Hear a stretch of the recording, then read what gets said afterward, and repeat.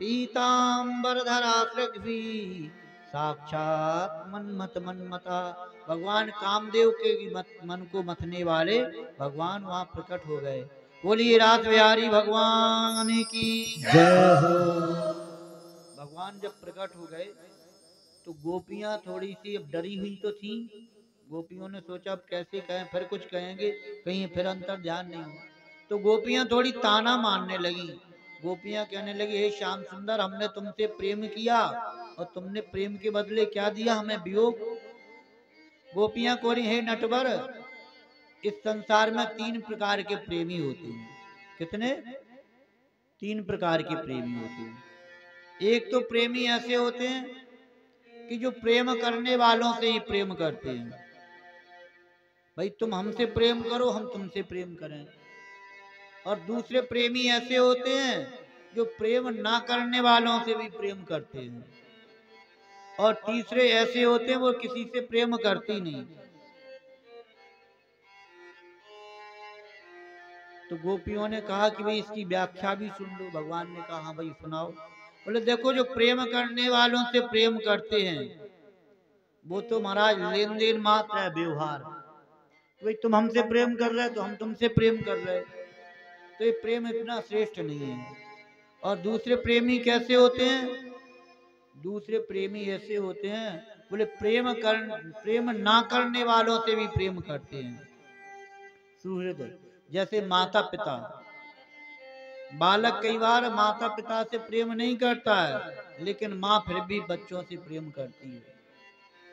और तीसरे प्रेमी ऐसे होते हैं, बोले जो प्रेम करने वालों के ऊपर भी महाराज अपकार कर देते हैं, वो किसी से प्रेम ही नहीं करते हैं। बोले ऐसे प्रेमी 4 प्रकार के होते हैं। कौन कौन? बोले आत्माराम, आप्तकाम, गुरु अकृतज्ञ और गुरुद्रोही।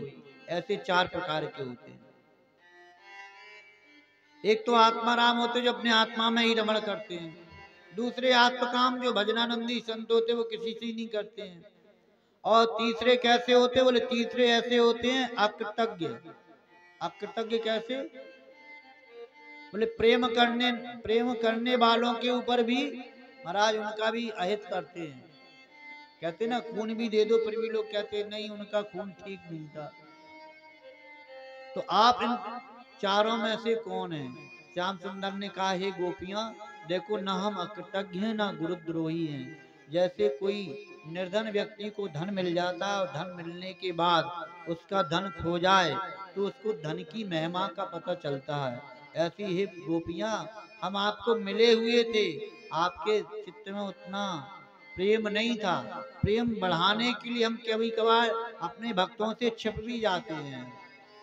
कोई बात नहीं गोपियां, अब तो मिल जाओ, कोई बात नहीं, अब दिव्य रास रखते हैं। जैसे ही महाराज दिव्य रास भगवान ने बंसी बजाई और 2-2 गोपियों के बीच बीच में श्याम सुंदर ने अनेक रूप धारण कर लिए, अनेक रूप धारण किए और यमुना पुलन पर दिव्य रास होने लगा। इधर यमुना पुलन पर दिव्य रास हुआ। भगवान खूब नटवर नटनागर नृत्य कर रहे हैं। उधर कैलाश पर्वत पर शंकर जी है ना, शंकर जी सदा भगवान की लीला देखते रहते हैं।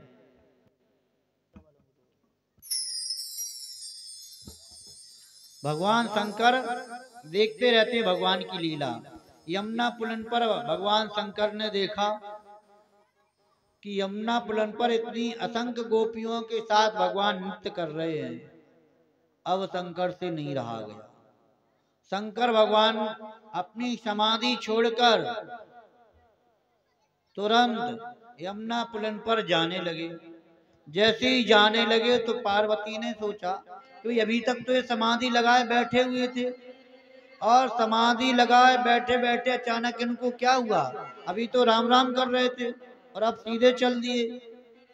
पार्वती जी ने पूछा कि हे भोले बाबा, क्या बात है, आप कहाँ जा रहे हो? बोले देखो, थोड़ा सा नीचे देखो। क्या? बोले देखो, दिव्य वृंदावन में दिव्य रास रचा जा रहा है। और महाराज ऐसे रात जब भगवान नटनागर कालिए के फन पर नचे थे तो उस समय मंच छोटा था और ज्यादा लोग भी नहीं थे। इसलिए महाराज इतना सुंदर यमुना पुलन पर नृत्य हो रहा है, महारास हो रहा है, हमको भी जाने दो। भगवान शंकर तुरंत यमुना पुलन पर आने के लिए तैयार होते हैं। एक दिन वो भोले भंडारी बनकर के ब्रजनारी वृंदावन आ गए हैं, वृंदावन आते हैं।